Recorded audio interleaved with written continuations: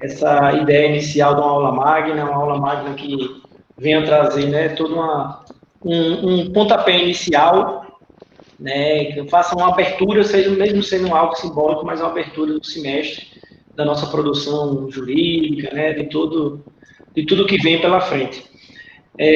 Fizemos com o semestre passado com o professor Luciano Nascimento, né, que participou, foi até Caicó.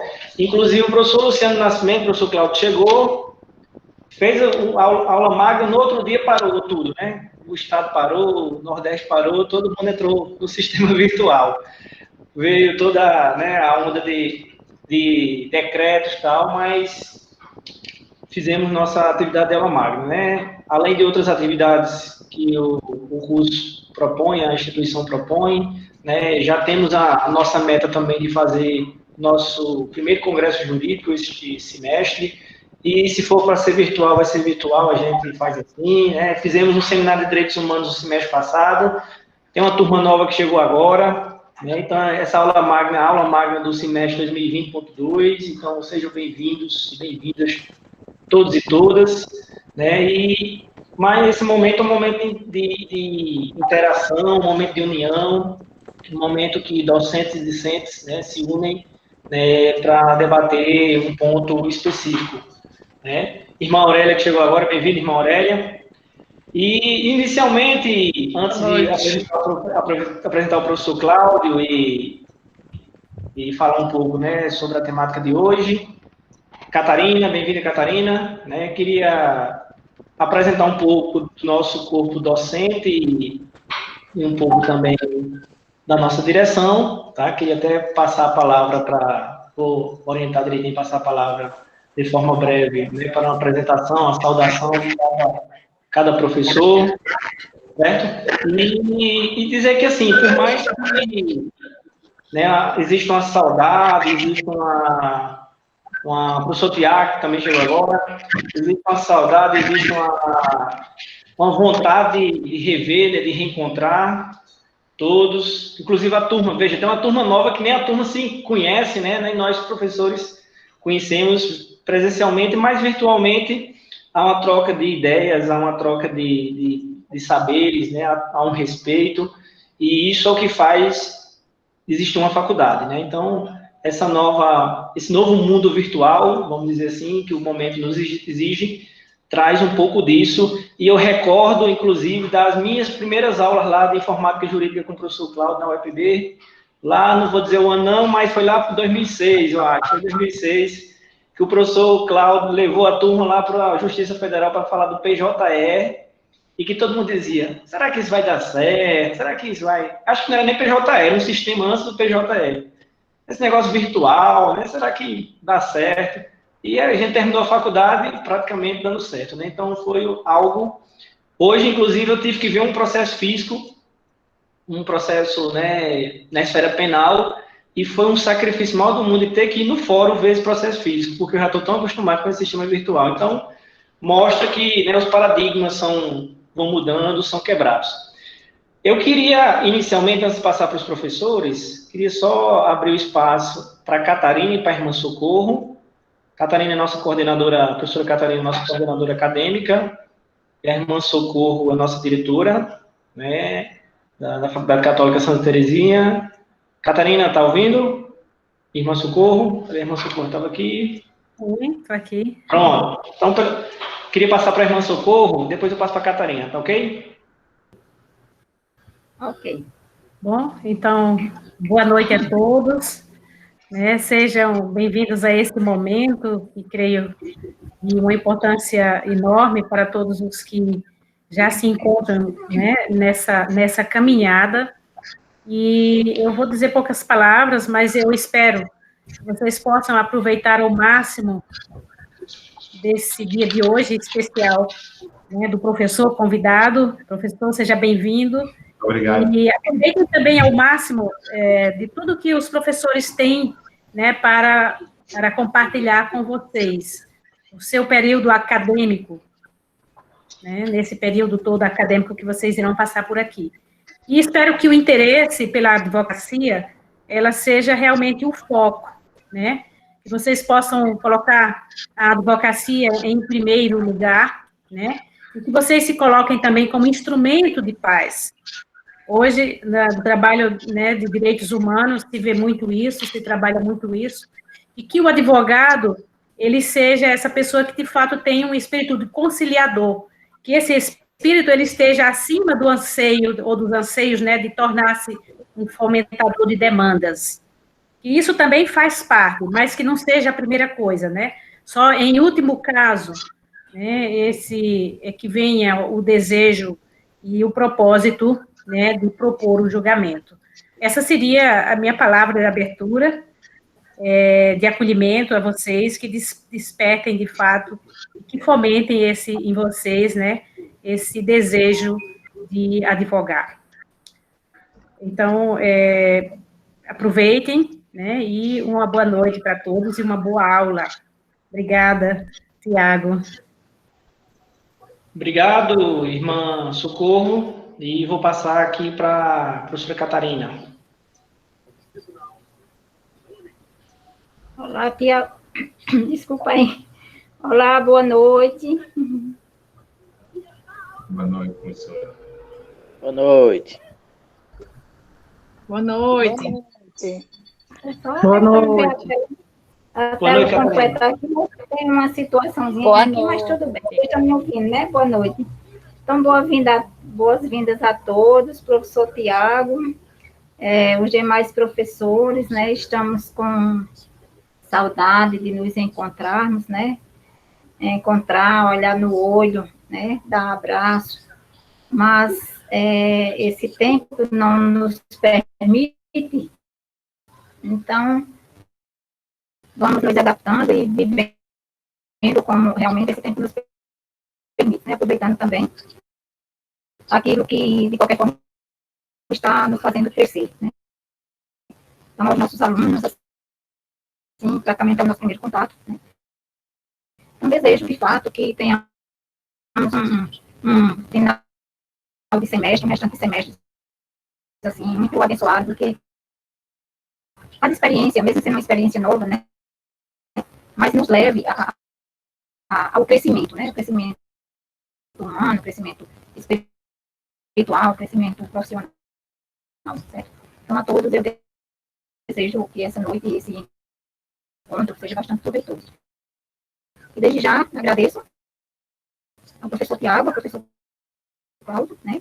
Por ter vindo colaborar conosco nesse momento dessa aula, tá? Muito obrigada, boa noite. Obrigado, Catarina. Muito boa a participação e agradeço tanto da irmã Socorro como da professora Catarina. Queria passar aqui para uma apresentação breve dos professores. Eu vou começar com o professor Alex, porque foi o primeiro que chegou já aqui animado, né? Eu queria, professor Alex. O que vocês estão rindo, hein, gente? Bom, pessoal, boa noite a todos, que eu amo muito, né? Essa turma do terceiro período, a turma do primeiro. Estamos com saudade. Para que a gente possa resumir o máximo possível, meu nome é Alex, né? Bem-vindo, professor, né, Cláudio Lucena, né? Para que você possa aqui abrilhantar a nossa noite com a palestra aí, com esse diálogo. Fique bem à vontade, seja recepcionado pela essa Faculdade Católica Santa Terezinha. E estou dando aqui aula nesse período, né, Sociologia Jurídica, é daquele jeito, né, que a gente já discutiu dentro de sala de aula, né, que a gente possa terminar o período aí falando um pouco também sobre as dicas do professor de hoje à noite. Forte abraço aí, gente. Até mais. Obrigado, professor Alex. Irmã Aurélia, que está lá no Tocantins, está longe, mas bem pertinho da gente. Um abraço quentíssimo de cá para vocês. Tá calor, viu? Pois eu sou irmã Aurélia, trabalho com a disciplina Antropologia Jurídica e aqui com a maior satisfação de estar vendo meus queridos rostinhos dos alunos do terceiro ano. Bola para frente, pessoal, vai em frente, força. E os do primeiro ano, que eu já amo de coração. Um abraço. Obrigado, irmã Aurélia. Professor, Arrasou, professor irmã. Rilailson. Vamos lá. Meu nome é nome de pobre, né? Como o próprio professor Tiago falou, é Hila Wilson, nome estranho mesmo, mas pode me chamar de Hila. Eu trabalho com a disciplina História do Direito e com o Direito Administrativo e saúdo o professor Cláudio Lucena e sinta-se abraçado, professor, pela família Faculdade Católica Santa Teresinha e estamos ansiosos pela sua aula magna. Então, forte abraço a todos e vamos que vamos.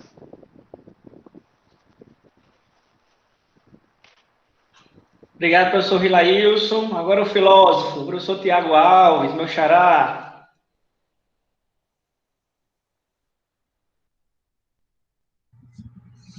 Então, boa noite, pessoal. Boa noite, a turma do primeiro período. Boa noite, turma do terceiro. A quem deixa uma saudosa memória, porque o semestre passado estivemos juntos, mas nesse, infelizmente, a gente não está, mas fica aquela boa lembrança, né? E a gente só sente saudade daquilo que é bom.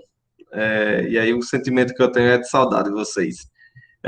Então, desejar boa noite, acolher o professor Cláudio Lucena, desejar uma boa conferência e sempre naquele espírito que eu acho que é um espírito bom que a gente vem cultivando desde do início do ano, esse espírito que eu venho vendo nos professores, também nos alunos, o desejo por tornar, apesar da distância, mas tornar esse caráter virtual um caráter eminentemente acadêmico. E isso, para a gente que é docente, dá uma alegria muito grande no coração, né? Assim, de manter esse espírito altivo e ao mesmo tempo curioso, né? Que a curiosidade é quem nos move, é quem nos faz escacavilhar tudo aquilo que é necessário para termos uma vida digna, intelectual e fisicamente também. Então, boa noite a todos e a todas. Obrigado, professor Tiago. Professor Gustavo. O professor Gustavo está aí, está dirigindo tudo. Boa noite a todos e a todas. Pessoal, antes de tudo, eu peço licença para permanecer com a câmera desligada em virtude da conexão e manter, assim, a qualidade do áudio. Eu queria dizer que é um prazer imenso estar com vocês, dar as boas-vindas ao professor Cláudio Lucena, que essa seja a primeira de muitas visitas produtivas, professor, que tenho certeza que teremos. Como eu costumo dizer em sala, é sempre um prazer revê-los e revê-las, e vocês tornam minha terça-feira mais feliz, né? Dizia isso com as aulas do semestre passado, continuo dizendo agora na segunda e na terça. Eu sou professor de Direito Civil 1, parte geral no terceiro período, né? Espero encontrar os caríssimos e caríssimas do primeiro período em breve, para termos essa troca de experiência, e desejar que o evento, né, que nossa aula magna corra na mais completa tranquilidade, com uma grande produção intelectual, né, e uma construção afetiva que se inicia nesse novo semestre. Então, pessoal, mais uma vez é um prazer estar com vocês. Agradeço a oportunidade de fala dada pelo nosso coordenador, professor Tiago Leite, e gostaria de saudar novamente o professor Cláudio e desejar uma boa exposição, tá? Uma boa noite a todos e a todas. Obrigado, professor Gustavo. Queria saudar aqui a presença do professor César Festini, também é advogado, professor da instituição, e do professor Edmilson. Não sei se me perdoe, eu estou olhando aqui, eu acho que não tem mais os outros professores do curso. Se tiver alguém aí, puder falar, mas não estou vendo, não. Eu acho que são os que estão presentes, são esses. Boa noite. Eu queria... Tá ok. Boa noite, Tiago. Eu queria usar um pouquinho a palavra aqui. Fica à vontade. Queria relatar a minha presença, né, na reunião de hoje, na aula magna, para saudar o meu amigo, colega de faculdade, Cláudio Simão, né, nós estudamos juntos na UEPB, começamos o curso juntos e terminamos o curso juntos. Vocês terão a oportunidade. Diga, meu comandante, Meu amigo, que satisfação dela aqui. E dizem que essa época não traz alegria, está vendo? Não é só muita, não, é muita privação, mas é muita alegria também lhe ver, amigo. Felicidade enorme revê-lo, meu amigo. Vocês terão hoje, pessoal, a oportunidade de ouvir um dos caras mais preparados no direito, do direito moderno. Digo a vocês, e você não sabe disso, Cláudio, mas você foi o cara mais inteligente que eu tive a oportunidade de conhecer pessoalmente. Eu digo isso sempre. Diga só que sobe o sarrafo para a exposição. Você é um cara extremamente preparado, um cara gente boa, vocês terão a oportunidade de fato, ter uma aula magna. E lhe digo mais, meu amigo, olhei seu currículo recente e o parabenizo como você deu um revés, né? Mudou completamente o foco. Pelo menos é o que aparenta no seu currículo. Nós começamos na advocacia, lembra naquela batalha inicial dos estagiários, enfim, né? E é uma satisfação enorme revê-lo, ouvi-lo. Só peço perdão que não vou ficar muito tempo, porque eu também preciso participar de uma live às 8 horas. E vou dar uma contribuição também de estudo no lugar onde está combinado. Mas um abraço a você, um abraço a todos e valeu pela oportunidade. Obrigado, professor César. O professor César, inclusive, também vai compor nosso corpo docente, que é importante lembrar disso, né, professor? E como os demais professores da faculdade, que são também da área do direito. E bom saber que é da nossa querida UEPB, né? A nossa querida nossa faculdade. UEPB, muita satisfação, então, enorme. O professor César sabe, o professor Tiago aqui, filósofo, é cordelista, professor Cláudio, é poeta também. Nós temos um sanfoneiro aqui na turma, o professor Cláudio também toca sanfona, é músico, né? Já teve banda de rock, o professor já inventou de tudo.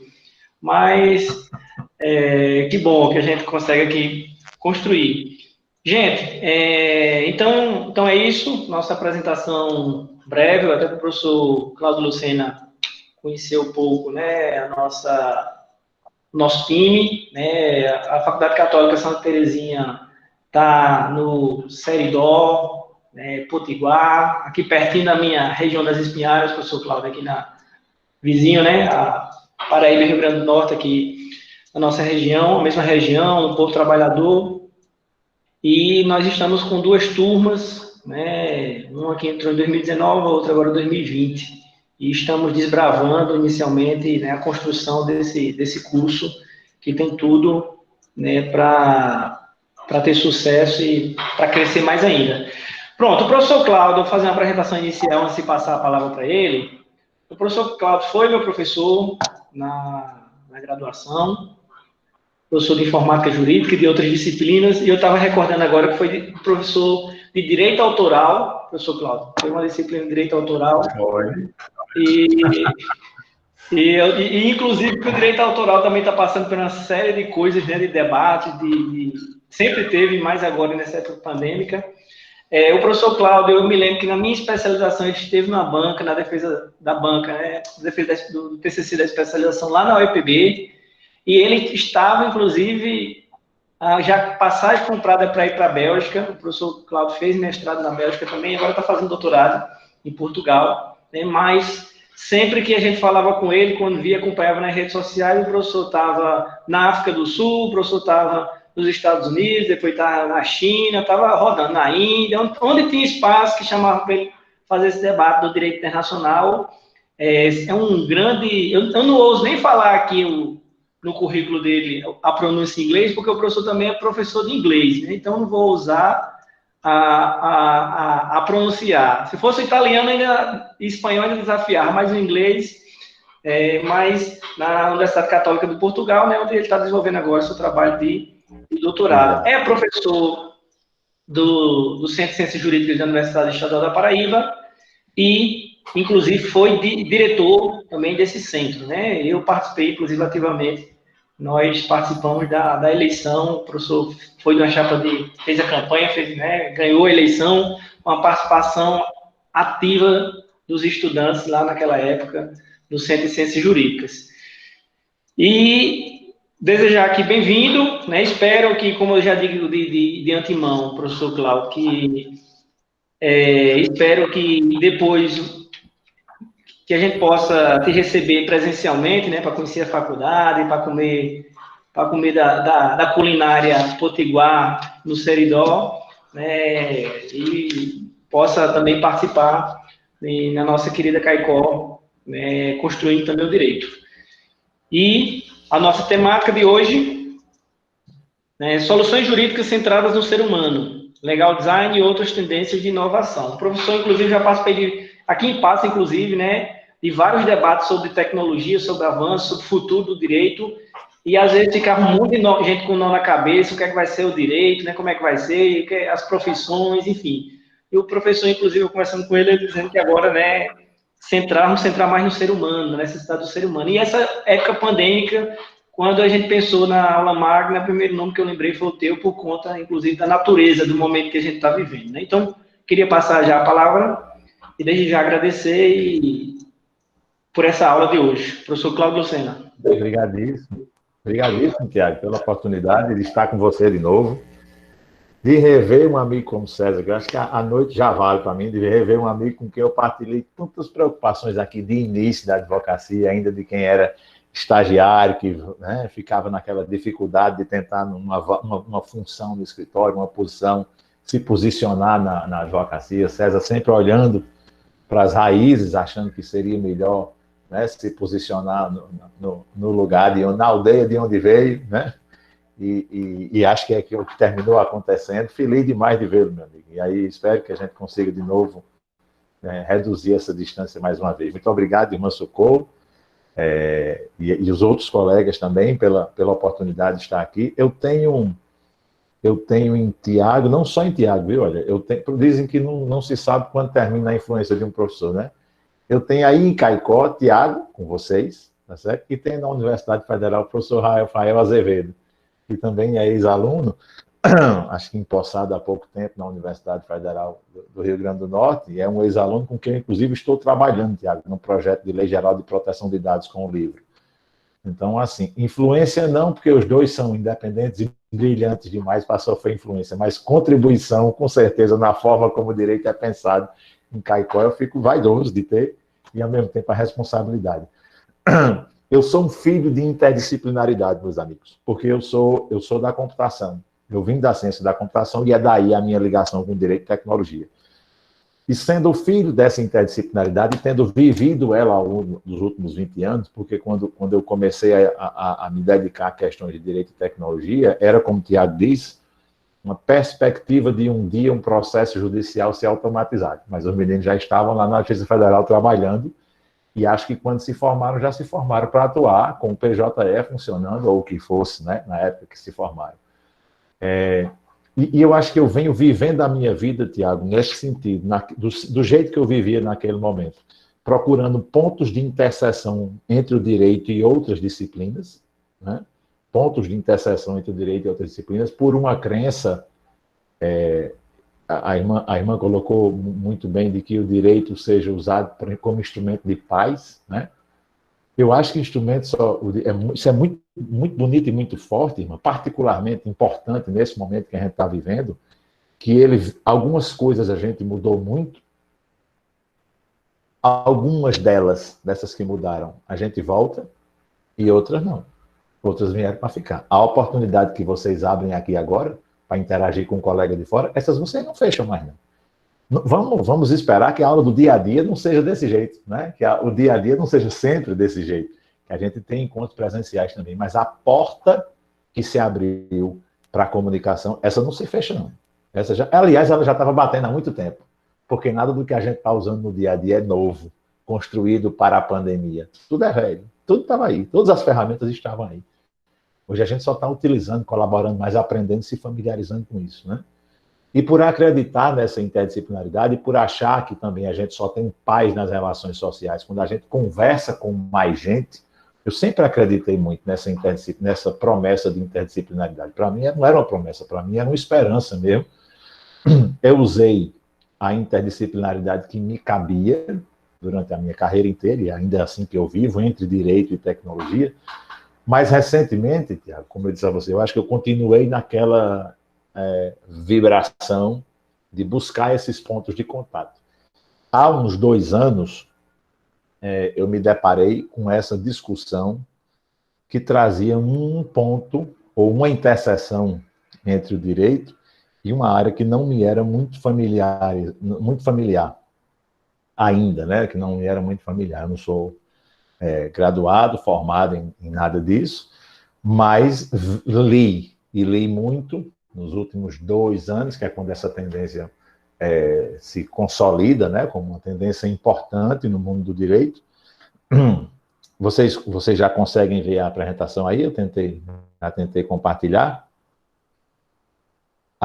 Ainda não? Tá, mas vamos ver. Deve estar gerando aí de alguma forma. Né? E eu me deparei com essa interseção nova entre o direito e a forma de comunicar esse direito, e a forma de estruturar soluções jurídicas, que é uma forma baseada em design, né? No design como ciência mesmo. E para mim isso foi assim, revolucionário. Eu ainda acredito, viu, Tiago, que do mesmo jeito que a gente começou a discutir tecnologia para processo judicial e aquela turma saiu influenciada, saiu uma turma que precisou aprender isso. A gente começou como curiosidade naquele momento, né? E a turma saiu com a necessidade de aprender aquilo, porque aquilo passou a integrar o rol de competências que os alunos precisavam exercer para atuar em direito. Eu acho que nós estamos aqui perto de uma coisa muito semelhante, certo? Eu acho que a gente precisa aprender a comunicar o direito. Será que eu não tenho a autorização para apresentar? Não. Será que tem alguma coisa no Meet de vocês? Professor, até agora, aqui a opção de apresentar está normal.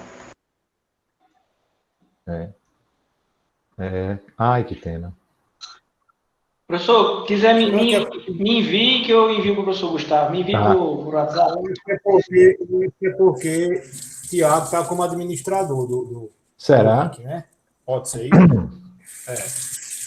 Será? Me envie que eu envio para o professor Gustavo, porque ele que está. Eu vou enviar para vocês. E essa discussão entre... Tá aqui, Tiago. E essa discussão entre direito, que para mim era interdisciplinar entre direito e tecnologia, ela passou a ser, e quando eu comecei a ver as primeiras, digamos assim, intervenções práticas e concretas dessa discussão nova entre direito, design e tecnologia, porque essa discussão, gente, é uma discussão numa fronteira tríplice, viu? De direito, de bicicleta de máscara, e design. Como é? Como? Tem uma pergunta, não? Desculpa, professor. Eu acho. Foi aqui. Eu acho que já está aí, Tiago. E agora o meu botão de apresentação travou. Então, a ideia é conversar um pouquinho hoje com vocês. E depois, como é que eu comecei a desenvolver essa área? Essa área, para mim, começou como uma curiosidade, tá certo? Para mim, começou como uma ideia de inovação. Eu percebi a diferença na comunicação jurídica do dia a dia. Agora apareceu aí, não é isso? Me atualiza aí, por favor. Perfeitamente, professor. Já dá para ver a sua apresentação. Pronto, é porque está demorando demais. Mas, enfim. E como é que eu continuei aqui, gente? Quando eu percebi o potencial que isso tem talvez de transformar o dia a dia, porque ao contrário de onde eu estava trabalhando, a tecnologia, a gente vai sentindo ela pouco a pouco, né, no direito. Hoje já está mais ou menos, eu diria que já está mais ou menos incorporada a todas as áreas do direito. Mas esse novo diálogo, gente, entre direito, tecnologia e design, né, como direcionamento de foco para as soluções, me encantou, como eu disse a vocês. E eu comecei a preparar cursos sobre isso. E fizemos um primeiro workshop, eu tenho resultados práticos, concretos desse workshop que eu fiz no ano passado, para mostrar aqui para vocês. De lá para cá, venho afinando esse treinamento, e hoje nós temos um workshop que já fazemos aqui para escritórios de advocacia, um treinamento novo de líderes, de executivos para negócios digitais que o Sebrae Nacional tem feito. Eu fui convidado e a gente aplica essa metodologia, né, de legal design, redesenho de documentos, de design de informação aplicada às informações jurídicas, já é uma disciplina, um módulo obrigatório nesse aspecto do Sebrae, e nós lançamos, viu, Tiago, para esse próximo semestre, começa nesse próximo semestre, um curso livre de legal design e visual law aqui na UEPB. Então, a gente está também construindo o nosso caminho, né? Nessa jornada aqui, que no final das contas é uma jornada sobre transformação digital. Vocês, só a última pergunta, eu não pergunto mais não, gente. Vocês veem quando o slide troca aqui, já está no seguinte, de transformação digital? Aí. Ainda não, professor. Aqui aparece, por enquanto, somente a apresentação Cláudio Lucena. Tá, tudo bem. Mas eu vou seguindo aqui como for possível, esperando que ele compartilhe. Tiago, se você conseguir, o documento já está com você, se você conseguir compartilhar e a visualização for mais rápida, aí você me avisa que você trava aqui e eu compartilho, certo? Essa é uma discussão, gente, sobre transformação digital, né? E aí, nessa discussão sobre transformação digital, normalmente aparece uma pergunta de como é que a gente inclui, começa por tecnologia, e é por isso que eu entrei na discussão. Nesse universo de transformação digital, porque aqui a gente transformou a educação, transformou saúde de março para cá. E isso ia acontecer, gente. Essa transformação mediada pela tecnologia, ela estava pronta e ia acontecer na sociedade de qualquer jeito. O que nós tivemos de março para cá foi um pé no acelerador, né? Porque a pandemia nos colocou em casa e aí o pé no acelerador da transformação digital entrou com tudo, né? Com todas as desvantagens que são evidentes, mas assim, também preparando a gente para um mundo que já estava aí e que vai ficar depois desse período de pandemia. Mudou a educação, mudou a saúde, mudou o governo, mudaram órgãos legislativos, mudaram negócios e mudaram instituições, mudaram tudo. Tudo que está no nosso campo de visão mudou, né? E aí é possível que a gente faça essa pergunta, seja em tempo de exceção, como a gente está vivendo, ou seja, num tempo ordinário de transformação digital, de como incluir o jurídico, né? Só que eu acho que a pergunta a fazer aqui é uma pergunta inversa. É como é que você não inclui jurídico? Como é que você vai pensar em transformação digital para incluir um departamento jurídico que usa recursos ordinariamente, né? Que usa recursos de séculos, quando não milênios, né? E usa o mindset ainda de milênios, porque o direito está organizado aí, o processo, de uma forma geral. Pronto. Tiago está apresentando?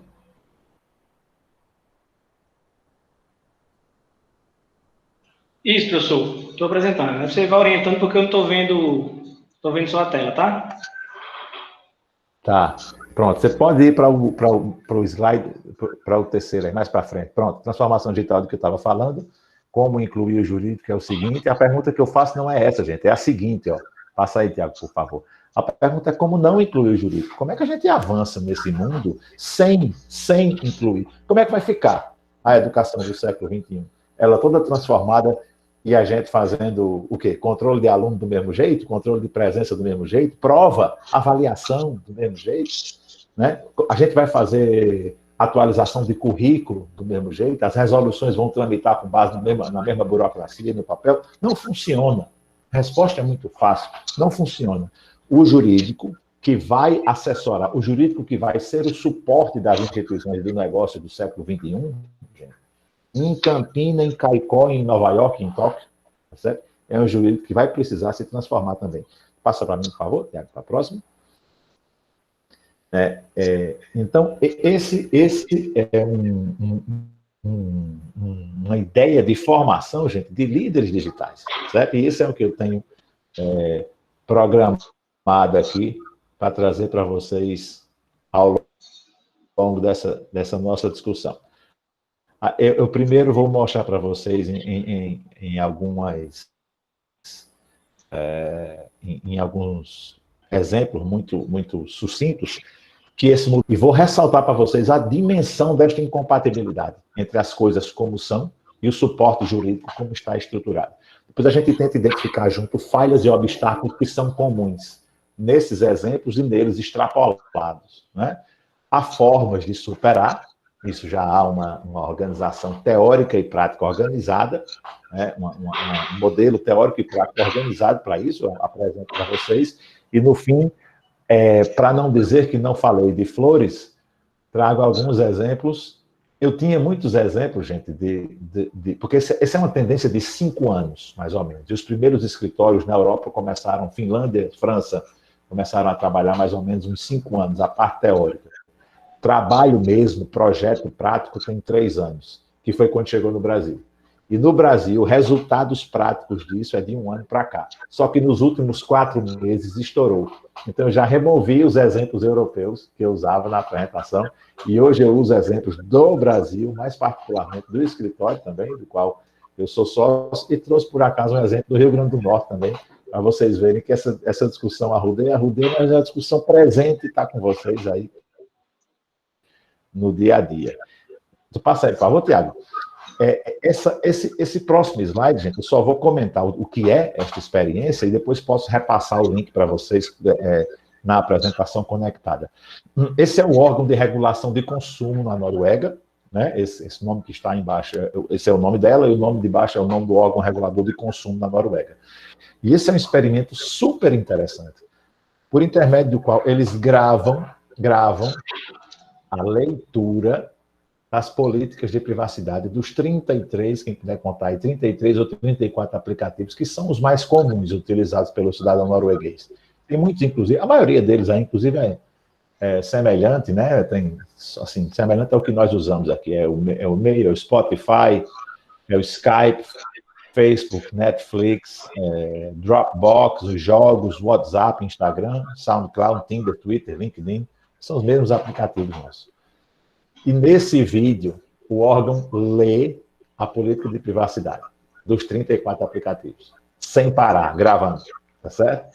Essa leitura demora 34 horas, mais ou menos. Tem um cronômetrozinho do lado no vídeo original do YouTube. Essa ação demora aproximadamente 34 horas.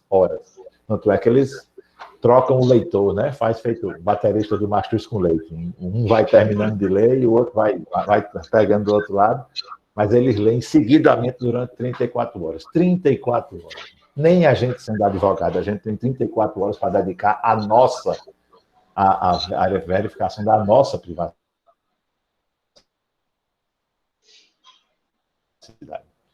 Tiago, vamos passar mais aqui? Esse é um exemplo, gente, que mostra que a gente aqui tem problemas, ou uma combinação, né, de problemas, e a próxima tarefa, no próximo slide, Tiago, é a gente tentar identificar, tá certo? E nesse trabalho de aproximar, de tentar identificar onde é que está esse descompasso entre o modelo que oferece soluções jurídicas como essa que a gente viu, e o modelo que olha para frente para instituições públicas e privadas, e a gente encontra pelo menos essas 6 linhas de problema em comum. Falta empatia. E esse daqui é o mais básico. E quanto mais prática na advocacia, talvez menos tendência a gente tenha a se colocar no lugar do outro, que é isso, empatia. Empatia é isso, é você olhar o problema sob a perspectiva do outro. Eu dei aula de línguas, como o Tiago disse, durante muito tempo, e durante mais de 15 anos da minha vida. E toda vez que a gente ia, para um treinamento de professores, para ressaltar e para colocar a gente numa situação de empatia com o aluno que estava começando, a escola fazia com que a gente fosse submetido a ser ensinado a primeira lição do primeiro nível de novo. Mas todas as vezes em um idioma diferente. Né? Então eu tive essa primeira lição em japonês, eu tive essa primeira lição em hindi. Por quê? Porque depois que a gente acostuma a dar 2, 3, 4, 5 anos de aula em inglês, aquela primeira lição já vai chegando para a gente como que você não conseguisse mais ver a dificuldade de quem está começando. Quando você se coloca na posição de um aprendiz originário de uma língua que você não conhece, essa noção volta imediatamente. Né? E isso é uma coisa que talvez falte para a gente Para quem está começando aí com o sonho de mudar o mundo na cabeça, isso pode não parecer uma coisa viável, factível, mas para quem tem aí a experiência, e quando essa experiência acomoda e você começa a ter um incêndio atrás do outro para apagar no dia a dia, porque a advocacia é isso, o Ministério Público é isso, a magistratura é isso, é um incêndio atrás do outro, né, para apagar, às vezes, e às vezes o recurso que você tem para apagar esse incêndio é gasolina, tá certo? E piora. Então, quando você começa a viver essa situação, é muito difícil você ter tempo para se colocar na posição do outro. Então, essas soluções jurídicas que a gente oferece hoje, muitas delas com falta de empatia. Essa falta de empatia causa falta de comunicação. É o item 2 que vocês estão vendo aí, né? E esse encadeado de coisas ruins, de empatia, pouca empatia, causando pouca comunicação, não gera a quantidade de impacto que o direito deveria gerar, enquanto ferramenta de solução de conflitos, né? Alguns problemas, mas aí já mais pontuais, que dependem de uma análise mais aprofundada, é o seguinte: hoje a gente tinha condição já, e nesse sentido são muitas startups para o mundo jurídico no Brasil, gente, a gente já tinha condição de extrair do conhecimento que a gente tem sobre os processos judiciais, aqui usa tecnologia mesmo, né? Muita condição de extrair dos processos judiciais que a gente tem, no caso de um tribunal, da base de clientes que vocês têm, no caso de um advogado, da documentação, né, acumulada ao longo do tempo que vocês têm, no caso de uma grande empresa, de extrair dados que lhe ajudem a ou melhorar serviço ou criar novos. E aí, através de analytics, né, que são operações estatísticas feitas com base numa grande quantidade de dados em algoritmos de tecnologia que lhe permitam fazer isso.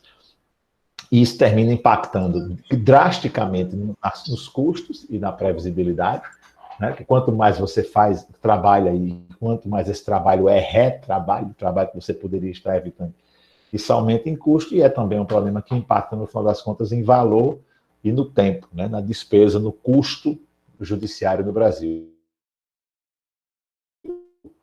Vamos lá, Tiago. E aí a pergunta para a gente fazer a transição, para a gente clicar a caixinha, é se precisa ser assim, porque sempre foi assim, tá certo? Isso é uma pergunta para a qual que sempre se faz no direito, viu, gente? A gente sempre faz essa pergunta no direito. E a gente sempre, ou não faz a pergunta, que é pior, tá certo? Ou faz a pergunta e tem, talvez, falta coragem para fazer a inovação. A resposta é que, evidentemente, tem alternativa. Não precisa ser assim, porque sempre foi assim. Nós temos uma alternativa para fazer isso, e essa alternativa está aí no próximo slide, é a gente mudar o foco, trabalhar mesmo, para mudar o foco no que a gente está fazendo, né? Esse foco precisa ser um foco no ser humano. De onde é que a gente tira isso no direito, gente? Em lugar nenhum, porque a gente não tem nenhuma disciplina nas nossas grades curriculares que façam isso, tá certo? A gente tem disciplina mais centradas em direitos humanos, por exemplo, que poderiam ajudar, mas isso que o slide que o Tiago está mostrando aí, está trazendo, né? Esse movimento a gente tinha que importar de uma outra área do conhecimento humano. Aqui o design. O Klaus Krippendorff é um designer prestigiado, né? O design centrado no ser humano. É uma técnica do design, é um conceito, né, da teoria do design, e é um movimento de foco no ser humano. Mas é olhar para que o significado importa, núcleo da vida semântica. Vamos mais lá, Tiago. É uma técnica, né? Um outro pensador do design fala que é uma técnica para estimular o envolvimento de pessoas no decorrer do projeto processual. O designer faz isso, gente, para desenvolver projetos. Quando você faz uma cadeira nova, há uma metodologia para você pensar na solução do problema, que é colocar uma pessoa para sentar, certo? Eles têm um foco muito claro num projeto. A gente faz projeto também. Uma defesa é um projeto, né? Um contrato é um projeto. Um ato constitutivo de uma fundação é um projeto. Uma ação inicial é um projeto. Só que a gente internaliza essas fases e muitas vezes, como advogado atua só, ele nem percebe que é um projeto. Ele sabe que é uma sequência de tarefas que ele tem que fazer. Atua só, tá certo? Então, dois problemas aqui. Não percebe que é um projeto. Segundo, não usa a colaboração, que é uma arma tão importante, né, no trabalho projetual. E aí ficam prejudicadas essas técnicas, gente. Comunicar, interagir, estimular, entender o outro, ouvir mais.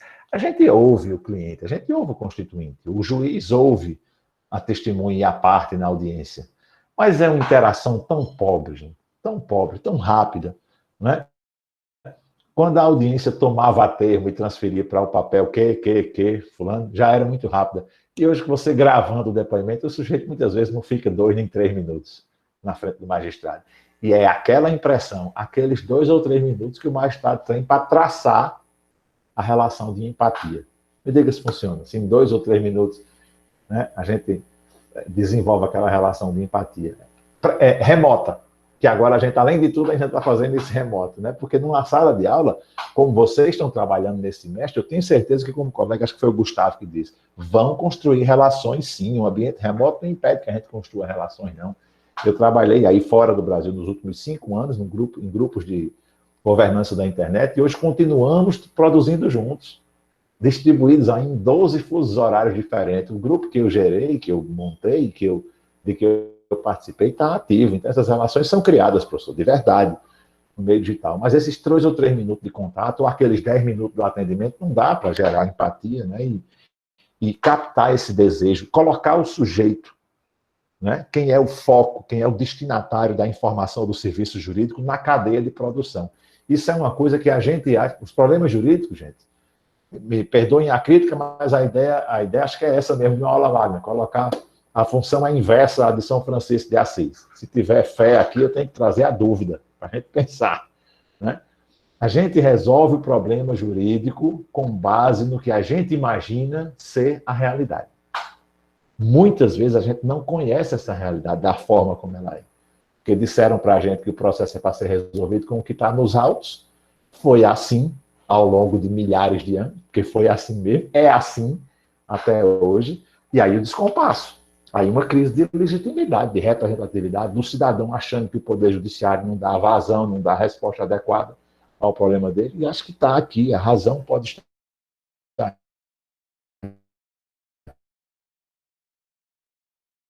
aqui nesses insights dos designs, né? E o último insight daqui da professora Mila Torres, que é a minha esposa, que é da área de design, uma caminhada junta aqui, é da área de design, também graduada em Direito, que aí está no próximo, já é uma tentativa de aproximar essa ideia de uma outra noção importante, que é a de sustentabilidade. Ela diz que o design centrado no ser humano é um processo colaborativo, que acho que mais do que permite, que exige envolvimento de pessoas, né? Que esses questionamentos dos stakeholders sejam refletidos sem julgamentos prévios, para que a gente tenha um mapeamento real da informação. E eu acho que aqui, esse design centrado... Pode passar, Tiago. Esse design centrado no usuário, gente, ela estabelece 4 pilares fundamentais, que são, primeiro, chamado entendimento de segunda ordem, através dele que você compreende as especificidades do lugar, né? Necessidades e desejos da realidade. Deixa eu dizer uma coisa a vocês, isso eu acho que qualquer advogado faz alguma coisa parecida com isso no atendimento do seu escritório, tá certo? Ele talvez só não saiba que que cumpre essa metodologia, e também não é rígida. É uma metodologia que, a depender do caso, você pode aplicar uma ou outra fase. Mas existe, na cabeça do designer, que precisa desenvolver projetos, né, sempre, e assegurar a repetição, existem esses 4 passos. Entendimento de segunda ordem, onde você compreende a especificidade do lugar, sentido, significado e conceito, tá certo? Você começa a refletir sobre os significados das coisas e os sentidos dos artefatos. Colaboradores, aqui é uma função importante, e essa a gente faz pouco, né? A gente trabalha muito sozinho, Mesmo em escritórios, a gente toca projetos sozinhos. Eu não me lembro não sei se é o caso de vocês, mas não me lembro de muitos casos em que a gente trabalha a mesma peça a 4 mãos, né? A 4, a 6 mãos. Às vezes e se faz, fulano é capítulo tal, que ele é bom daquela preliminar, aí fulano é essa matéria de mérito, que ele já, né? Mas assim, construir o texto junto é mais difícil, e aqui tem uma riqueza, né? Fazer uma observação, Oi. Cláudio? César, Fica à vontade. Oi, César. Pessoal, Cláudio, eu tenho ultimamente tentando praticar, né, uma advocacia fora do litígio forense, né? Inclusive, por uma questão de docência também, fui convidado para trabalhar com práticas colaborativas, entender um pouco a arbitragem, enfim, né? E me parece que essa é uma tônica nova, pouco praticada no nosso direito brasileiro, né, e que me parece que alcança, de uma forma menos dolorosa, a resolução do conflito. Porque esses minutos, né, esses 3 minutos de empatia para a resolução de um conflito através de uma sentença, e sobretudo hoje que os tribunais trabalham com padrões mecanizados de produtividade, a possibilidade de se alcançar uma prestação jurisdicional realmente justa, quando o processo não consegue mostrar documentalmente a realidade dos fatos, sobretudo no processo penal, que é muito cheio de falhas, né? Eu estou só querendo, né, acrescentar que me parece muito pertinente essa sua preocupação, né, com essa questão dessa falta de alcance da empatia na resolução do conflito por conta da pressa, né, como encontrar realmente a verdadeira justiça nesse sistema que hoje a gente enfrenta no exercício diário da advocacia. Inclusive, um grande abraço à esposa, também minha ex-colega. Eu tava doido para perguntar, Obrigado, mas hoje todo Sérgio. mundo se divorcia. Eu disse, não vou perguntar, não. Nós estamos juntos e agora parceiros nesse tema aqui novo, e você vai ficar impressionado com os resultados práticos. Estou fazendo uma construção teórica assim, responsavelmente curta, gente, para não estar maçante demais, porque acho que o resultado prático é tão interessante que vale a pena a gente chegar nele. Mas eu também acho, César, que isso é uma grande revolução de pequenos passos, sabe? Aqui são pequenos passos para uma grande revolução que a gente vai apontar. Esse último passo aí, Tiago, só para concluir, o passo de ética e cultura é uma função, é um conjunto de ações que permite facilitar a compreensão das coisas, né? Atribuir significado e promover confiança. Se você baixar no próximo slide, Tiago, eu vou resumir para vocês aqui o que é para o design, ainda para o design, tá certo? O design centrado no ser humano, que é o DCH. Né? São fundamentalmente três passos que a gente precisa ter: ouvir, criar e implementar. De novo, tudo isso a gente faz no direito, tá certo? Mas não faz como método. E se a gente não faz como método, a gente não aplica repetição. E a gente pode aplicar isso como repetição, incorporar na prática da gente do dia a dia. Como é que a gente aplica isso no direito? Que é a pergunta de ouro que todo mundo quer, para a gente não ficar conversando de design a noite toda. Próximo slide. Há um laboratório chamado Legal Design Lab, na Universidade de Stanford, comandado durante muito tempo por essa professora chamada Margaret Hagan. Maggie Hagan é uma professora da Faculdade de Direito de Stanford, que durante 2 anos ficou um período de fellowship, né, que é uma troca de uma faculdade com outra. E ela ficou lá no departamento de design da Universidade de Stanford e desenvolveu essas técnicas. Eu passo até depois o livro para vocês. O livro, infelizmente, ainda não está traduzido. A gente se candidatou, escreveu para a professora Maggie Hagan para se candidatar para traduzir esse livro para o português, que eu acho que é uma fonte de inspiração. E aqui ela começa a aplicar aquela noção de design centrado no ser humano, resolver problemas de empatia, comunicação, impacto, analytics, custo, imprevisibilidade. Ela começa a tentar aplicar as noções de design centrado no ser humano na realidade do direito. E ela chega a esse primeiro infográfico aí, que junta 3 grandezas, como eu disse a vocês, gente. Direito, com a finalidade de promover a solução de conflitos. Tecnologia, design, na verdade, é promover bem-estar das pessoas, essa é a finalidade do design. E tecnologia, que nessa conversa, mesmo que a conversa de direito e design existisse há algum tempo, talvez não houvesse os elementos para fazer o que a gente está fazendo hoje. Escalar, disseminar, né? Fazer disso um movimento maior. A tecnologia promoveu, trouxe, né, esses dispositivos. Durante um tempo, eles foram restritos, caros, complicados, já não são.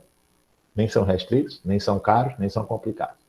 Estamos utilizando aqui, nas nossas aulas aqui no EPB, nós temos muitos alunos de zona rural, que deve ser o caso de vocês aqui, muitos deles estão conseguindo assistir às aulas e interagir com a gente. Ainda tem muita gente em dificuldade, a gente não está fechando os olhos, nem dizendo que está uma maravilha, não.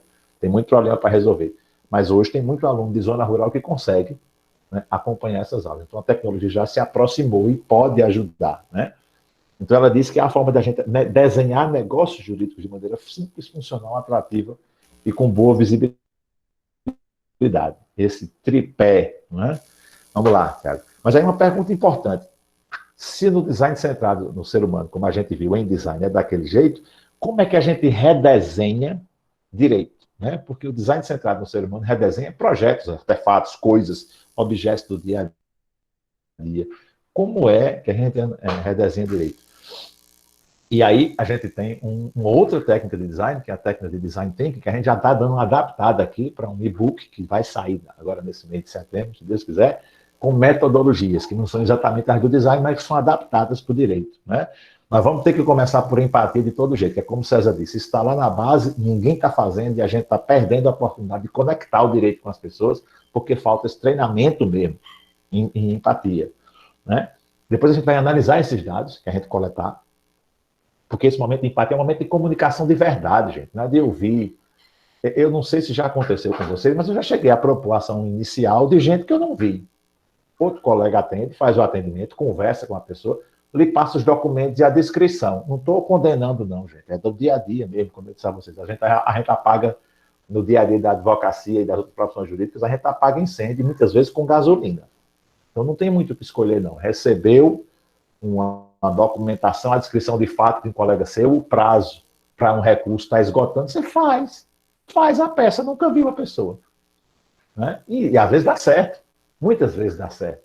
O que a gente está dizendo é que pode não ser a melhor abordagem e pode haver um jeito de a gente transformar o direito num instrumento de mais impacto, né, com essa empatia. Colher os dados nessa discussão, analisa. Vamos olhar direitinho para esses dados, o que é que eles dão para a gente de opção. Aí um momento, né, de criação mesmo, de ideias. Depois modelar isso e depois de modelar, apresentar um resultado final. Se vocês olharem aí a forma como produzem peças, pareceres, sentenças, vai ser mais ou menos isso daí. Mas, de novo, sem metodologia e sem espaço para a gente colocar aí janelas de colaboração, que é o que vai ser importante. Né? Então, essa é a metodologia que a gente utiliza aqui para o Liga Design. Se a gente for quebrar, Tiago, no próximo aí, se a gente for quebrar o passo de empatia, o que é que ele vai envolver? Aí a gente está passo a passo, tá certo? Quais são as componentes, o que é a entrega em cada passo desse. Interagir com as pessoas, de verdade, e com os stakeholders, né? Entender o contexto. É muito difícil hoje você ter sucesso na advocacia de um modelo de negócio que você não entende. É muito difícil. A dinâmica das respostas, da atuação, não adianta ser bom de processo mais, né? Assim, nós estamos caminhando para... Vocês certamente já viram isso, os professores de vocês com certeza sabem disso, mas assim, é muito difícil você se projetar como um profissional jurídico para o próximo século se tudo que você sabe é direito. Tá? Se tudo que você sabe é processo. É muito difícil. Alguma competência auxiliar, nem que seja relacionamento com as pessoas, você precisa incluir nesse seu mix de competências. Fora outras soft skills aí que são importantes. Mas assim, o que é que eu sou bom? Então, processo penal. Só processo penal, não sabe mais nada, só processo penal, porque é difícil. Não estou dizendo que é fácil conhecer processo penal, não. Mas se for só processo penal a sua ferramenta, ou você trabalha em equipe muito bem, porque aí a equipe supre as suas competências, as suas deficiências em outras coisas, todos nós as temos, né? Ou senão vai ficar difícil a gente se posicionar para esses próximos momentos. O contexto é frágil, a gente tem que perceber essas responsabilidades, essas fragilidades, observar a realidade, conversar informalmente com as pessoas. As técnicas do design são muito disso, gente. É o sujeito que, para projetar a cadeira, fica olhando como é que as pessoas sentam. Fica olhando como é que as pessoas ficam em pé, por quanto tempo a pessoa está sentada, qual é a posição, o que faz, o que não faz. Observação, né? Aplica questionário, se é um caso de um projeto, né, mais complexo. Insights, e depois anotar essas possíveis ideias. A fase de empatia é sem interação.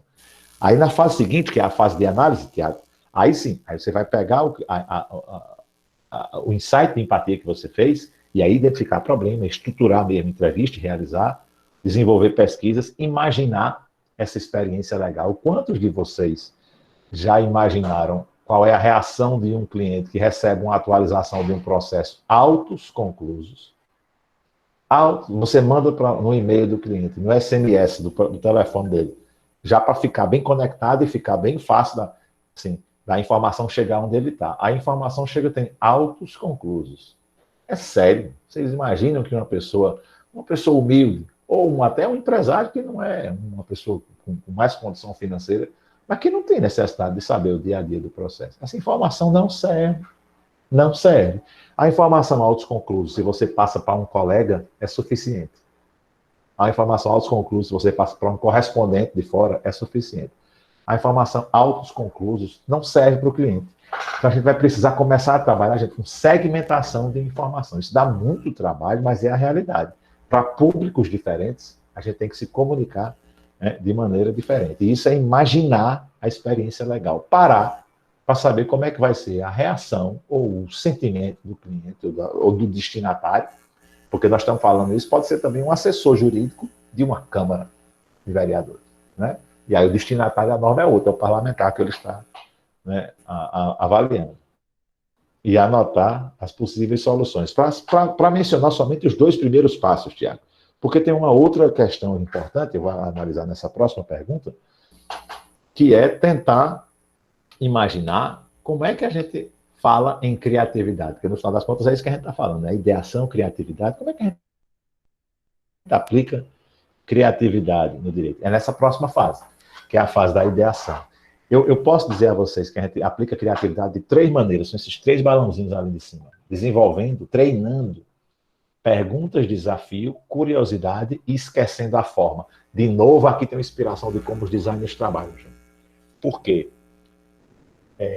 Porque, ao contrário, aqui é uma diferenciação fundamental entre uma profissão e outra. E aqui o design tem muito a ensinar o direito. O direito trabalha com presunções. A gente é adestrado, a palavra é adestrado, a imaginar que, neste caso, desse jeito, dadas essas circunstâncias, a consequência dessa conduta A é B. É assim que os códigos de processo são organizados em fluxogramas, né? Então a gente nunca para pensar com curiosidade de fazer as perguntas mais básicas. E algumas delas estão aí, né? Essas primeiras são perguntas mais de contextualização. O que é que a gente sabe sobre o tema? Mas aqui, a partir daqui já tem, o que é que a gente levou em consideração que ninguém mais pensou nisso? Como isso faz diferença na vida do usuário? E essas perguntas do fim, gente, essa gente nunca faz. Essa laranjinha aí, e se fosse possível uma solução de outro jeito?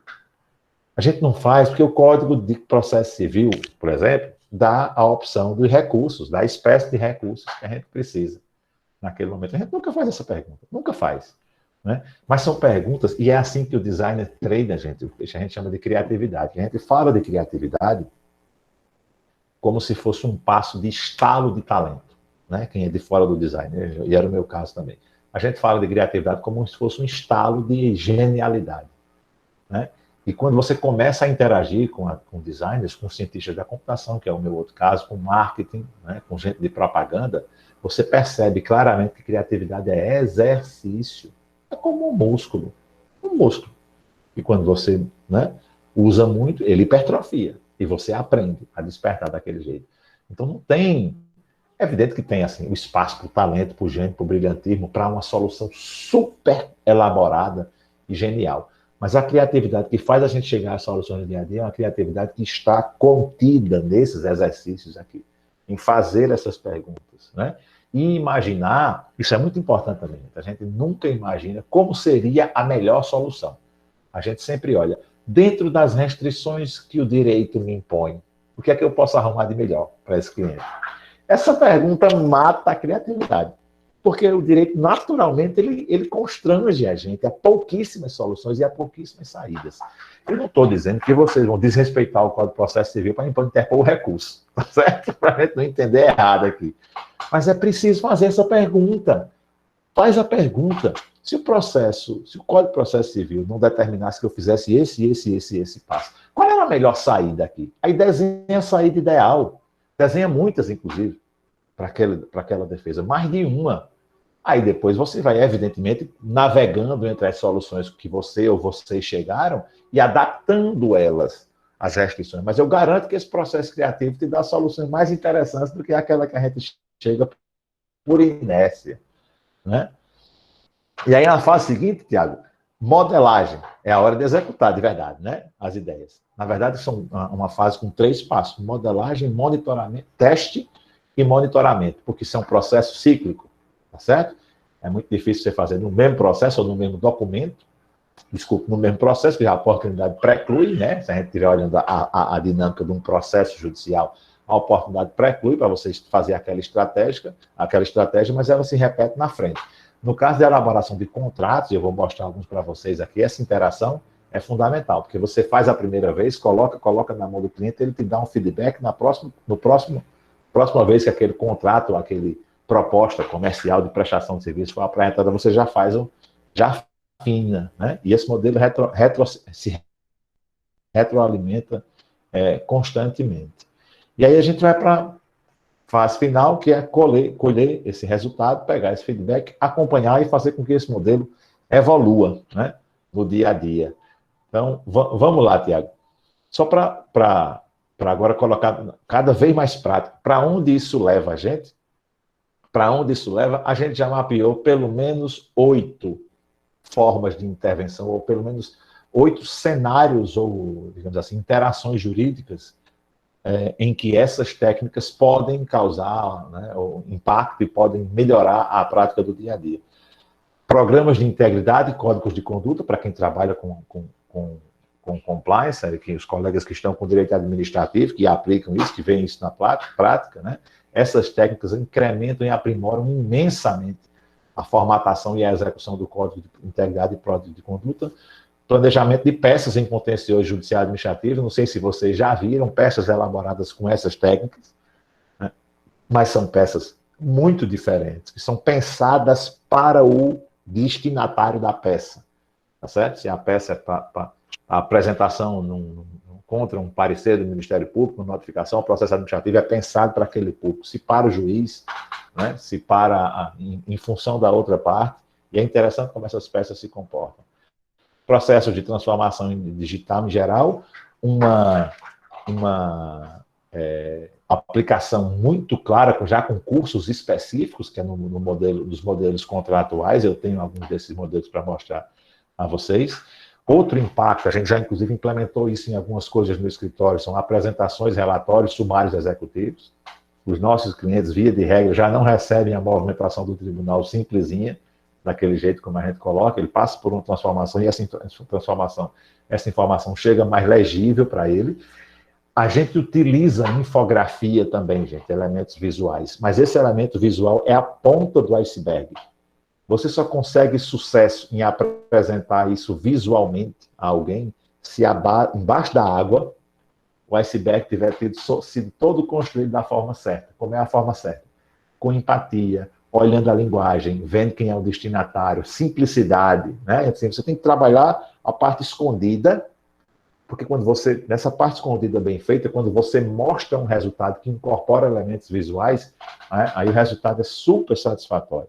Nessa nova área, que é uma área que eu trabalho, que é a privacidade e proteção de dados pessoais, a LGPD vai fazer uso extenso dessas técnicas, treinamento e capacitação, o item 7 aí, né? Treinamento e capacitação centrada no indivíduo, e próprios projetos mesmo de inovação social em direitos humanos se aplica muito, né? Em todos os projetos.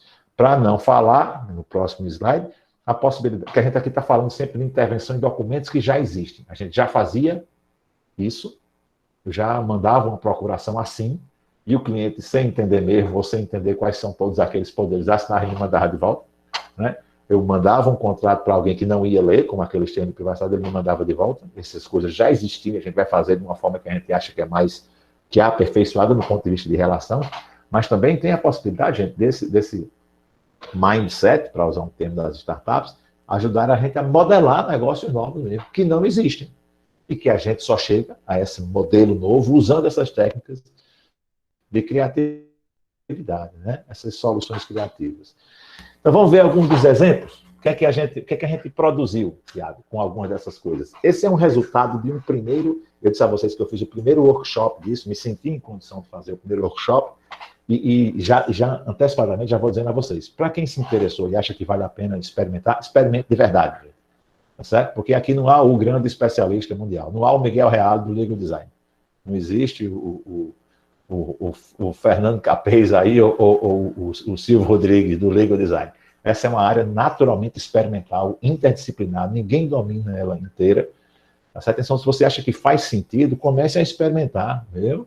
E aprimore. A ideia aqui não é não errar, a ideia é controlar a intervenção e ir aperfeiçoando. Essa era uma aluna, né? Foi uma aluna minha no workshop de setembro do ano passado, que nós fizemos aqui em Campina Grande, que é uma aluna que estava se formando, e já aplicou os primeiros princípios para fazer esse primeiro contrato de prestação de serviço que vocês estão vendo à esquerda, para uma empresa de entretenimento. Era um contrato mais comprido, esse contrato virou um contrato de uma página, é um one-pager, tá certo? E ela já começou a utilizar infografia, cláusulas resumidas, né? Simplicidade, objetividade, cláusulas resumidas em infografia. Se vocês percebem aí, ainda muito, muito incipiente o uso de infografia no Word mesmo, colando a infografia do Word, tá certo? Desculpem. Esse da direita é o do mês passado, é a versão a que ela chegou no mês passado, em menos de um ano. Ela mesmo, o mesmo escritório, que é uma aluna, é uma pessoa que mostrou o resultado desde o começo, fico monitorando e ela me mandou. Outro patamar, olha aí. Então, esse da direita é o resultado que ela tem agora, tá certo?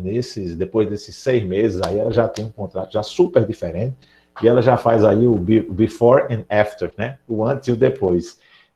Do lado direito tem 2 caixinhas. A caixinha primeira da esquerda a caixinha da esquerda do lado direito é o contrato tradicional, né? Que ele existia e era inclusive mais do que isso.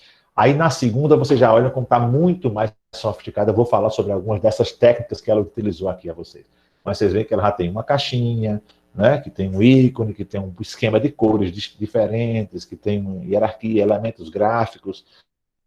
Já é completamente diferente do que era, e já uma galáxia de distância, né, da primeira apresentação que ela tinha feito em setembro do ano passado. Me mostra o próximo, Tiago, por favor. E como eu disse a vocês, viu, gente? Para esses aqui, eu retirei todos, posso enviar para vocês, mas retirei todos os exemplos internacionais. Em setembro, por exemplo, quando eu fiz o workshop para eles, para essa turma, a gente só tinha exemplos internacionais, foram os que eu mostrei, certo? A gente foi tendo mais exemplos aqui, e acho que a última apresentação que eu usei exemplos de fora, não é que não valem a pena não, acho que são super interessantes também os exemplos fora do Brasil, mas agora a gente tem aqui, eu não vejo por que não mostrar, né, qual que é que a gente está fazendo no Brasil. Eu não sei se vocês conhecem, eu disse a vocês que ia trazer alguma coisa com sangue e sotaque do Rio Grande do Norte. Esse é o novo mandado de penhora da Justiça Federal do Rio Grande do Norte. Não sei se alguns de vocês já viram, né? Mas é um mandado de penhora absolutamente transformado, com fluxograma, infografia, né? Texto resumido. O mandado de penhora que eu tenho assim, algum tempo que não estou no contencioso judicial mesmo, no balcão do fórum. Mas fiz isso muito. O César vai lembrar aí quanta gente fez isso. E o mandado de penhora eu tinha um parágrafo de Saramago, desse tamanho, assim. Né? Era um parágrafo que era uma folha de ofício inteira. Uma informação atrás da outra. Tudo isso conta. Gente. Uma informação atrás da outra, o termo excessivamente jurídico, indentação errada, né? Sem divisão de parágrafo. Um sujeito que recebe um mandado daquele, não estou exagerando, não. Um cidadão comum que recebe um mandado daquele, se ele lê e disser, eu não sei o que é que eu vou fazer aqui, não. É para fazer o quê com isso daqui? Não é mentira, não. Não é mentira, não. A gente às vezes tem que ler uma frase daquela de novo. Como é tudo igual e indentado igual, às vezes a gente perde de uma linha para outra, como uma linha. É difícil, não é daquele jeito. Não é para ser, não pode ser daquele jeito. Não pode ser daquele jeito, principalmente, eu até acredito que quando a impressora só deixava você imprimir daquele jeito, né, era uma restrição técnica operacional e não tinha outro jeito. Você tem escala, a Justiça Federal não pode ficar fazendo, né, isso com essa riqueza de detalhes na mão. Mas se você tem instrumentos para automatizar e ficar desse jeitinho aí, tem obrigação sim, de ser mais claro com o jurisdicionado, com o advogado e qualquer parte nesse processo. Esse é o mandado de penhora da Justiça Federal do Rio Grande do Norte, né? É aplicado aí por um juiz, não sei se de Mossoró. Vocês têm vara da Justiça Federal em Caicó, mas eu acho que é de Mossoró. Eu acho que esse magistrado aí é de Mossoró. Vamos para mais um, Tiago? Agora animou aqui. Eu estou vendo os olhos de todo mundo assim, ó, de olho nas intervenções. Eu sou, gente, diretor também, né? Disse a vocês que eu estou na área de proteção de dados pessoais. Eu sou diretor de Relações Internacionais do Instituto Nacional de Proteção de Dados, que é uma entidade recentemente criada para fazer ajudar nessa construção da cultura de proteção de dados no Brasil. Uma colega diretora, a Tâmila Talarico, que é uma advogada fantástica, é sócia, né,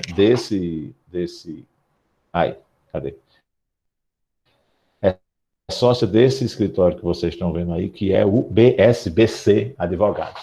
A Tâmila Talarico atende a conta da Microsoft, né, e a Microsoft celebrou um termo de ajustamento de conduta, não sei se em uma ação civil pública, tá certo? Por conta de uma ação civil pública, a Microsoft celebrou um termo de ajustamento de conduta com a possibilidade de uma multa que ia até 2,5 milhões de reais. Qual é a preocupação aqui? A preocupação aqui, gente, era deixar os executivos da Microsoft, principalmente os que não eram de áreas jurídicas, cientes do que eram as obrigações principais do TAC. Eu tenho certeza que esse TAC é um TAC aí, para vocês que conhecem, deve ser um TAC de pelo menos 3 ou 4 páginas, não é menos do que isso. Se não for mais, a depender, se aqui for um ajuste, uma questão concorrencial, que envolve direito econômico, parecer, a avaliação de impacto econômico, com certeza é para mais do que isso. Tá certo? Então, o que é que eles fizeram aí? O BSBC trabalhou informação. Olha o foco aqui, quem é, gente? Os executivos não estavam no TAC, não estavam na audiência, não conheciam o processo, os termos, mas agora eles precisam saber do que foi decidido na sentença, com clareza, com linguagem do dia a dia deles.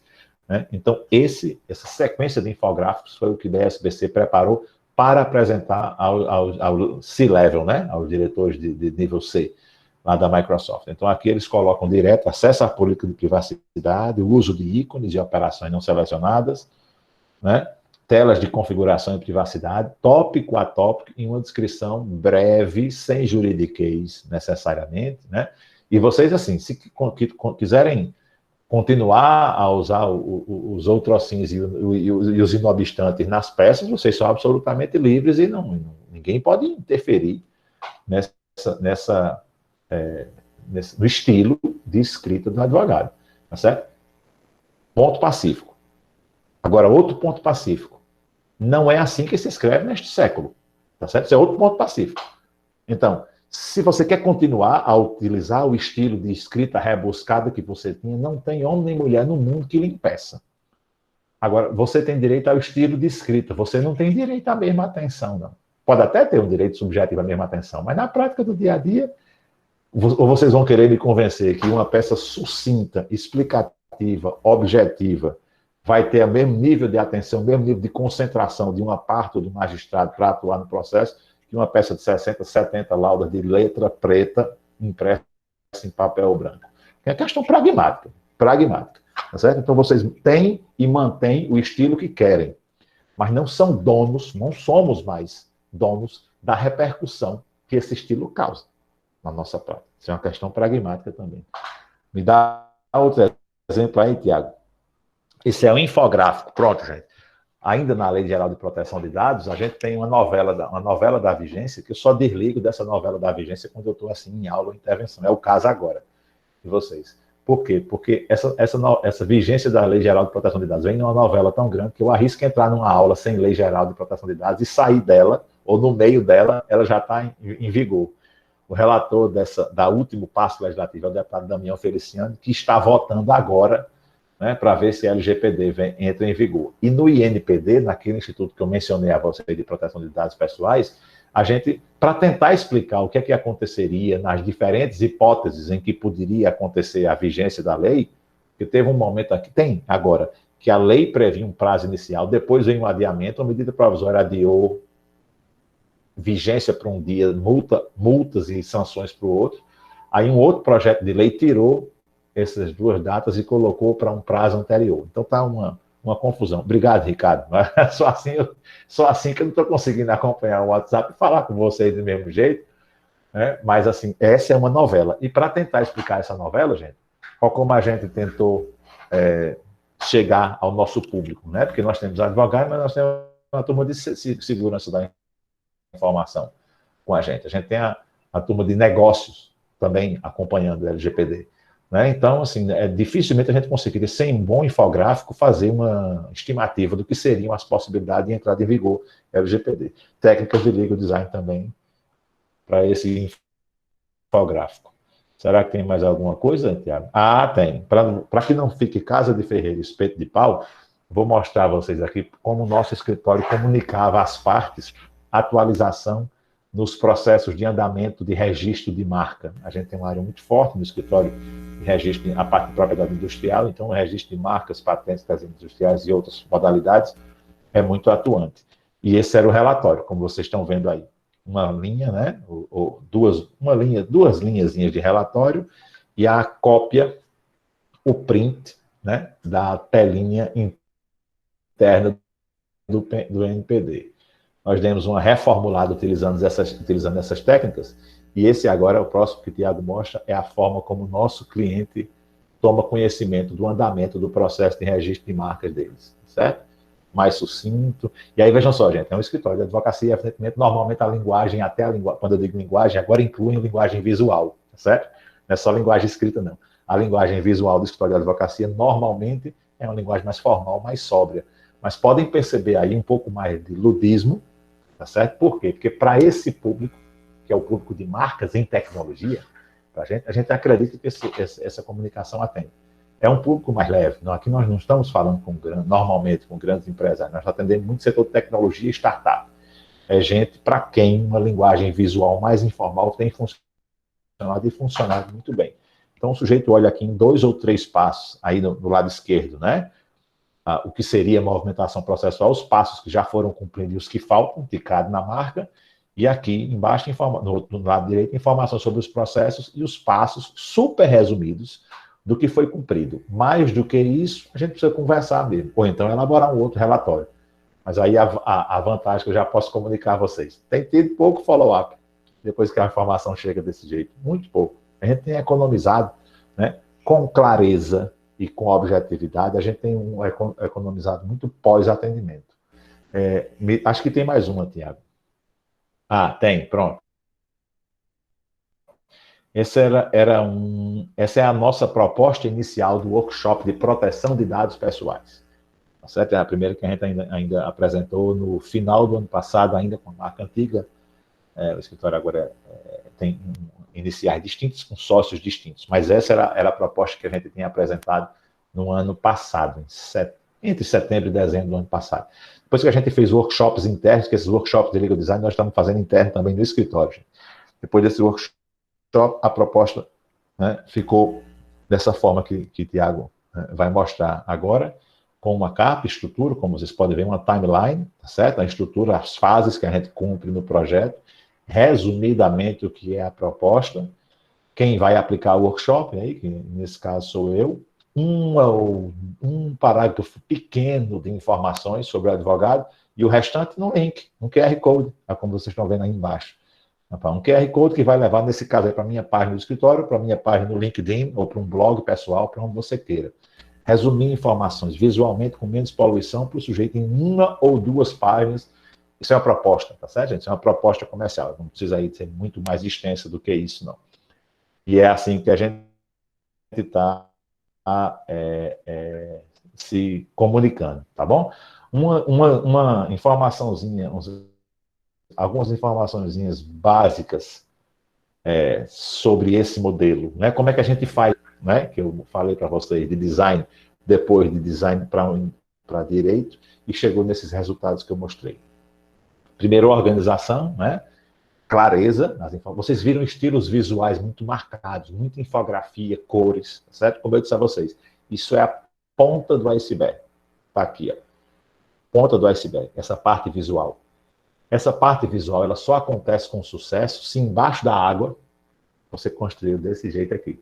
Tá certo? Se você organizou os textos com clareza, suprimiu o que não era necessário, encontrou o contraste de cores certas, tá certo? Cores adequadas, intensidade, contraste entre os elementos, hierarquia visual. Um título não pode ter a mesma hierarquia né, de uma informação menos importante. Se a informação é mais importante, fundamental, ela é um pouquinho maior, mais destacada do que uma cláusula que você considera somente de esclarecimento, de segunda importância.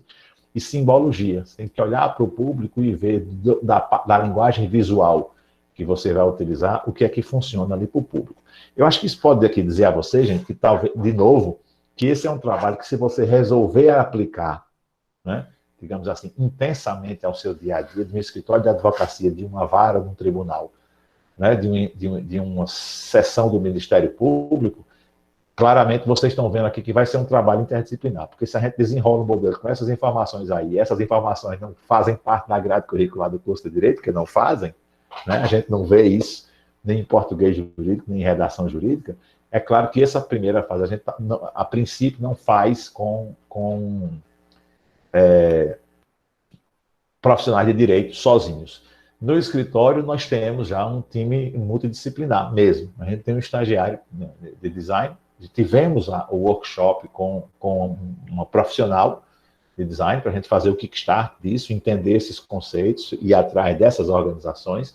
Contratamos aí uma pessoa de design que, possivelmente, se o trabalho continuar desse jeito, dando resultado, é uma pessoa que vai ficar integrada como profissional à equipe depois, tá certo? Isso implica num custo maior, e eu acho que todo projeto maior precisa disso, porque a conversa interdisciplinar dá muita riqueza a essa interação, tá certo? O que não significa dizer que não haja ferramentas, infelizmente aí não dá tempo para a gente fazer essa apresentação, que chegou ao fim agora, e as oficinas ao mesmo tempo.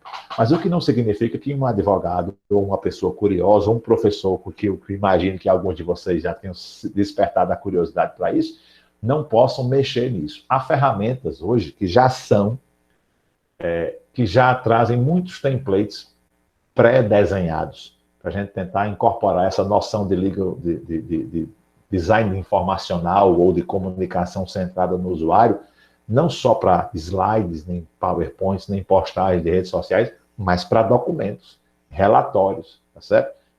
Sumários executivos, artigos científicos. O meu PIBIC, Ricardo, com as duas alunas desse ano, eu já disse as duas, podem-se fazer as contas gratuitas nessas duas ferramentas, que a gente não apresenta mais relatório, nem artigo, letra preta, escrito em papel, em cima de papel branco, não. Sem hierarquia visual, sem esquema de cor, sem destacar frases ou gráficos importantes, não adianta, que a gente não vai fazer mais isso, porque o custo disso, para mim, que agora fui evangelizado e agora estou evangelizando, o custo disso, para mim, é a atenção. O mundo como a gente está hoje, a atenção é uma commodity. A atenção é uma commodity. Nem todo mundo tem o direito de ter a atenção dos outros, não. E não adianta exigir esse direito pela Constituição. Tá certo? Eu sei que a Constituição está hoje. Não pode exigir a atenção de todo mundo pela Constituição. Nós temos que procurar outros recursos. E a contribuição interdisciplinar do design, eu acho que dá, né, um desses recursos aqui para a gente. Se vocês quiserem procurar o Canva, que é uma ferramenta interessante, que muita gente usa, toda agência de marketing e publicidade que eu conheço utiliza o Canva, deixa eu colocar aqui no chat, utiliza o Canva para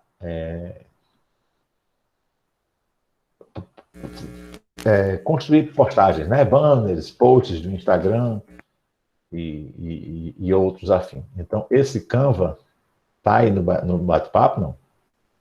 Chegou? Eita, o meu tá tão devagar que eu dei o enter e ele não chegou. Mas, enfim, Canva. O Canva é uma ferramenta que tem uma conta gratuita e muitas, pronto, tá indo. E muitas das funcionalidades gratuitas, muitas, inclusive alguns documentos, vocês podem trabalhar gratuitas no Canva. E para não deixar assim, sem uma dica importante para vocês, gente, se vocês têm, e acredito, né, que pela Faculdade Católica de Santa Teresinha, vocês possam ter um e-mail .edu, significa dizer que é uma instituição educacional, vocês têm acesso ao Canva Full, Premium, com todos os recursos. Vocês destravam todos os recursos do Canva se fizerem o cadastro na ferramenta com um e-mail, através do e-mail .edu.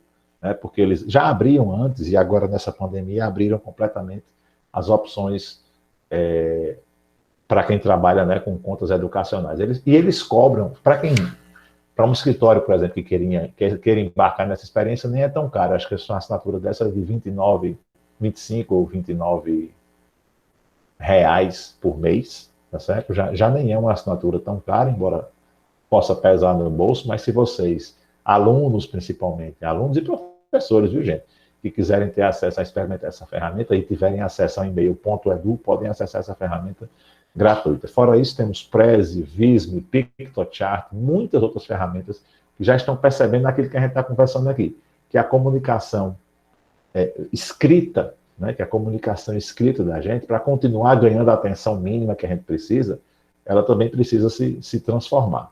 Não dá para fazer isso assim. O Canva é muito legal, e vocês vão ver que vão conseguir fazer muitas coisas sozinhos, e eu acho que isso é o suficiente para vocês terem as primeiras experiências, mas fora essas primeiras experiências, qualquer projeto mais complexo que vocês precisarem fazer, eu acho que é fundamental ter de verdade a experiência interdisciplinar, porque no final das contas, gente, vocês vão ter aqui, interagindo com outras profissões, nesse caso com o designer, vocês vão ter acesso ao jeito que o designer pensa, tá certo? E como é um jeito muito diferente da gente, isso só tem a enriquecer o trabalho da gente. Então, pode passar aí para o final, Tiago, que aí é só um desafio para vocês saber se a gente vai agora conhecendo essas informações e tendo acesso aí, se é o caso de trabalhar ou de se esconder. E eu deixo aí no último espaço o contato, o QR Code aí com o contato do LinkedIn, que é o que eu utilizo mais, embora eu utilize também todas as outras redes. E agradecer mais uma vez, Tiago, a possibilidade de expandir esse tema, que é importante para mim também, eu estou trabalhando com ele. Mas assim, como todo mundo, começando agora, é um tema que tem me rendido os primeiros resultados concretos há pouco tempo, e eu acho muito importante e interessante compartilhar, né? Porque eu acho que, como eu disse a vocês, eu acho que estamos aqui trabalhando em pequenos passos que vão nos dar uma revolução de significado muito grande no direito nos próximos anos. Obrigadíssimo a atenção de todos.